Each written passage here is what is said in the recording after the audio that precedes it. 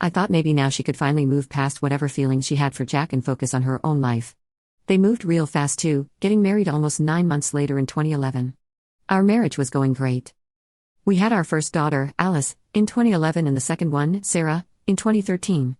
However, my sister's marriage did not progress as they hoped to, and they separated in 2012.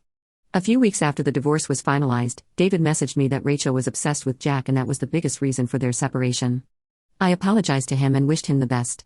I also talked to Jack and asked him about his interactions with David, and he told me that David always was a bit cold and distant towards him from the get-go.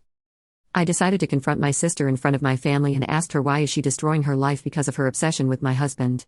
She was blindsided with that question and denied everything. We had a massive argument that basically ended with me forgiving my sister and telling her that she is no longer welcome in my house.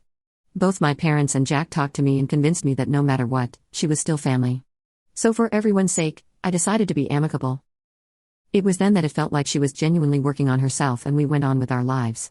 Fast forward to 2015, I can still recall that day vividly. It was the 25th July and I was running multiple errands. My husband took both our kids to see their grandparents. It was sometime after lunch that I got a call from my father telling me to come to their home and had a lot of anger in his tone. As soon as I entered, I noticed a lot of tension in the air. My husband was a crying mess and my parents were trying to console him. Some of my extended family members were there as well. I asked what happened, only to be hit by being called a rapist by my parents. I was shocked and confused. They claimed that a party I went to a couple of weeks back, I had decided to rope a guy and then texted him to not tell anyone about otherwise, there will be consequences. I had known this guy, Scott, for some time. We went to high school together and he was a part of the larger friends group that I occasionally hung out with.